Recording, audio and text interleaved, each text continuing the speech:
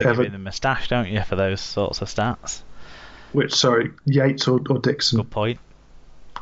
I was gonna lay into Dixon over exactly the same thing. So yeah, 5 tackle busts, 191 meters, 1 dodgy tash.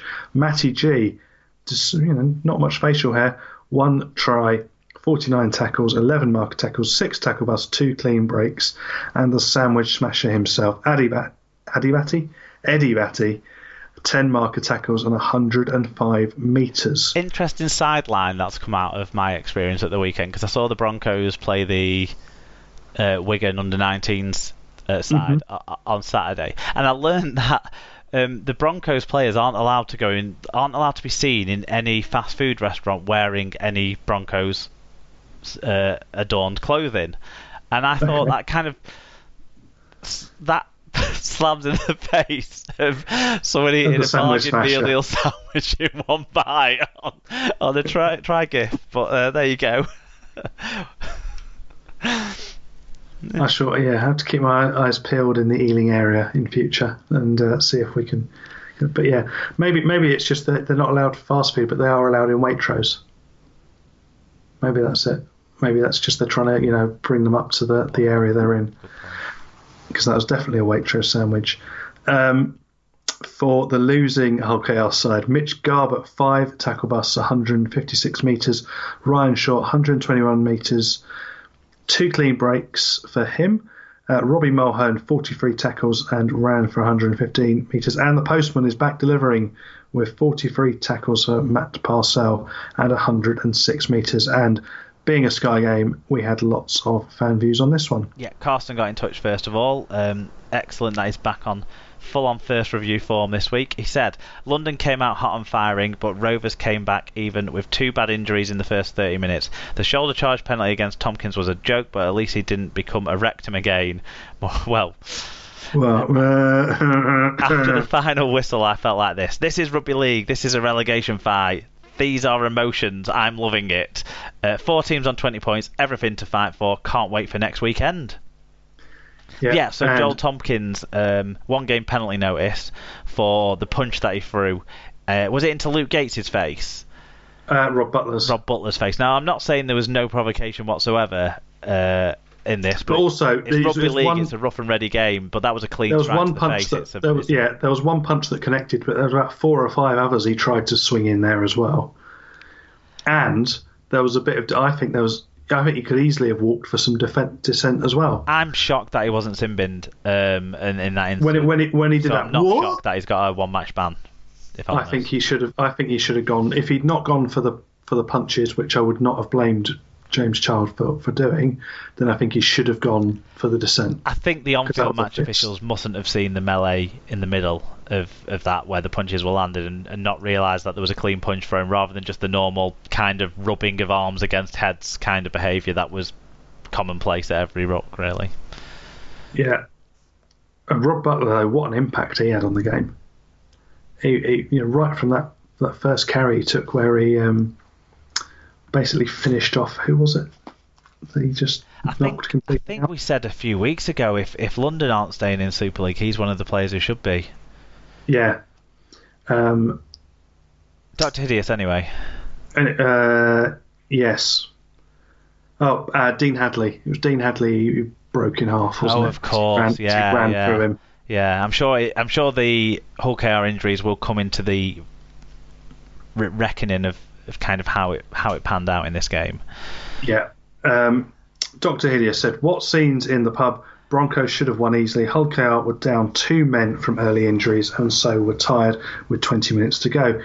We should have taken advantage but instead gave away penalties. The eventual last-minute try was cutting things way too fine. Plenty of criticism of the ref, but he let stuff go for both sides. If he'd penalised all of our high tackles, we'd not even have got close to a win. Fair comment.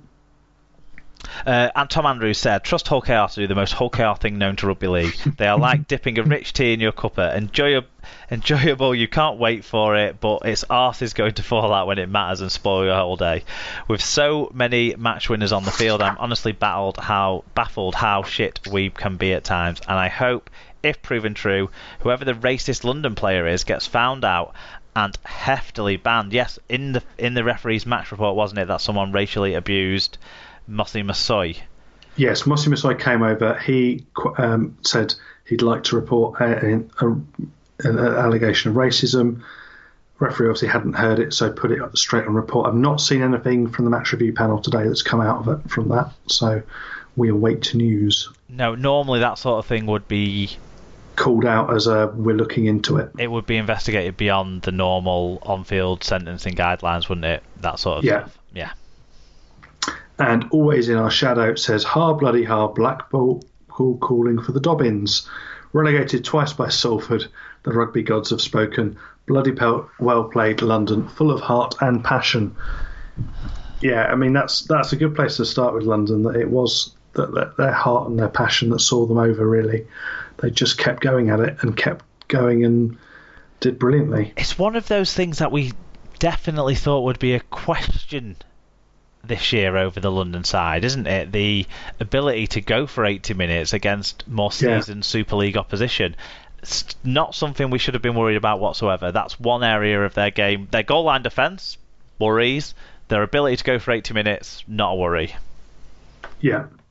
Some of the individual play was very good. Again, we spoke about Rob Butler and his attitude and his just ability to just pick the ball up and run straight over people and then get back in defence. I think that's something that's improved in his game throughout the season, is sticking with it in defence. I think he'd struggled with that a little bit, but I think he's picked that up as he's gone along. So I think he did very well. Yeah, he's found a level of what's the word I'm looking for? Stamina that I definitely didn't have earlier on the season. Yeah. The Matty G try I definitely enjoyed, but that was all off the work of Eddie Batty. That was all his work to draw that man in and get it away, and then he just crafted that try. So it was all that came from his work that did that. One thing I did want to call out as well, I'd not picked up on how bizarre Ryan Dixon's kicking style is. Yes. It does look like he's taking pulls, yeah. It's like he's taking a shit by the side of the road. He doesn't want to get he's shaking off the last bits, isn't he? He doesn't want to get his arse in the stinging nettles, but he wants to sort of shield it away from Modesty. But he just wants to get rid of it, and it just looks so bizarre. It really does. And then obviously he missed that one in the second half. That was like, how do you manage that? Yeah, he's kicked some. Well, what I would say is he's got a difficult to repeat action because there's so much moving parts. Not just his bobbing arse, but kind of the whole piece of it. His whole body seems to be in motion most of the time, and he kind of runs into the kick after his little bob up and down, doesn't he? So it's hard to repeat motion. I think he's done phenomenally well to be as accurate as he has been this season and kick so well. Dean Hadley and Jimmy Kinehurst had serious looking injuries that took a lot of time to resolve in the first half, didn't they, of this game? Particularly Jimmy Kinehurst's his injury took a long time. So do you think that played a part in the final reckoning? We talked about London's stamina to the end. Do you think that played a part in them being the side that could raise the most in that last 5 minutes? I think it did, I think there was I think there was a lot of poor reading from the KR defence early on as well, and I think they just gave themselves a lot of defensive work to do early on, which tired them out. And also, I think some of the players, certainly, I think Matty Parcell looked quite rusty after about 25 minutes. He looked like he'd not played for quite a few weeks. Well, that was where the injuries played an impact as well, didn't it? Because Chris Atkin was due to come off the bench to spell him at hooker, and he had to come off the bench and go into the fullback role with that injury in the outside backs, messing that around, so a factor. And I think, and then I think there's good points for Cowan. In the second half, they had that classic Danny Maguire try, that just popping up in the middle of where he shouldn't be, just absolutely there. Thank you very much. I'll take the try. We've seen those hundreds of times that he's picked those up, and that was a classic try. The one thing I did notice from the KR bench was Jez Litton. He's got the sort of Ryan Sheridan eyes, that slight haunted look. He's sort of like he's just seen something that no man should see, and he's just seen it and gone, oh, Kieran Dixon no, doing the shit not in the me. Helens. That's what he's doing. He's got that sort of thing behind it, and he's got quite a large face as well, so it's quite disconcerting. Maybe, yeah, in a few years with a hat to hide whatever it's hiding, then who knows? Who knows what's going to come? Maybe we can get them together somehow for a photo. Who do you think were your star players then that were instrumental in London winning this game? You've I guess alluded a little bit to Eddie Batty already, so I'm guessing he's on the list. But who else? Because you haven't mentioned the man of the match yet. I think, yeah. Well, who was the man of the match is the next question. It was Brock Lamb. Scored a fantastic try and then absolutely brilliant hands to set up that first try for Matty G. The fact that he got to that offload and flicked it up in one motion as well. Phenomenal stuff, I thought. And he was involved in the Jay Pitts try as well with the assist on that one. I think this was the first time I've seen 80 minutes out of him, and he looked very good. It's not actually, is it? Because he's been on TV already this year, but he didn't shine so much in those other games. In this one, he definitely did. Yeah, it's definitely a shrewd bit of business to get him over. They managed to get him over when they could. He's given them that injection. He did look very good. I think he's threatened it with a couple of performances. I think this was a good one. It was quite funny. He clearly wasn't prepared to be man of the match because he clearly hadn't had time to think of a charity. Some sort of children's hospital. yeah, give it to the kids. He was just had no clue, which is very funny. But yeah, fair enough. You just run around for 80 minutes. I'm surprised he could do anything. I think. Yeah, as we sort of talked about from the stats, a few people that stand out. I think Luke Yates again, just in defence, he's just phenomenal. And again, as we said, if he's in that category, if London don't stay up, he definitely will. Someone will snap him up.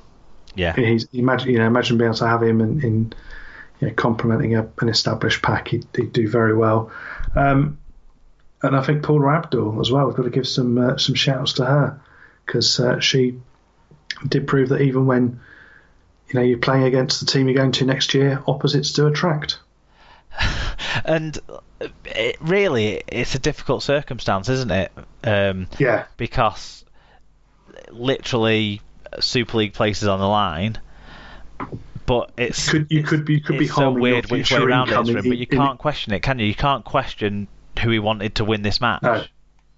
There was only one. Yeah, there was only one team that he was going for it, and there was, and there would have been a temptation as well. From most other coaches would have been tempted to leave him out, but Danny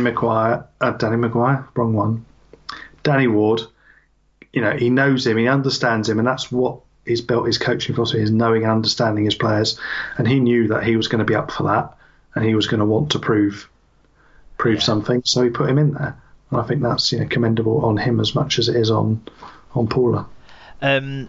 So, do you think London were worthy with a close game, won right close to the death? But do you think London were the worthy winners in this game?